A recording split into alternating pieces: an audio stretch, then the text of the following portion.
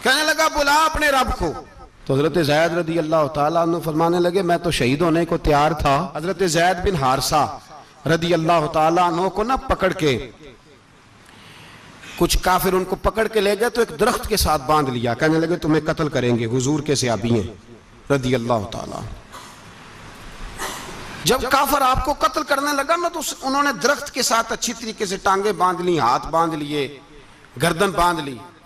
कहने लगा बुला अपने रब को। तो हजरत ज़ैद रदी अल्लाह ताला अन्हु फरमाने लगे मैं तो शहीद होने को तैयार था, लेकिन तूने आजमाने का प्रोग्राम बनाया तो ठीक है, मैं फिर बुलाने लगा हूं अपने रब की मदद को। ऐ अल्लाह मदद फरमा। उसने उतनी देर में तलवार नियाम से निकाल ली। ऐ अल्लाह मदद फरमा। उसने जब तक दोनों हाथों में तलवार सौंप ली, ऐ अल्लाह मदद फरमा। जब तीसरी बार आपने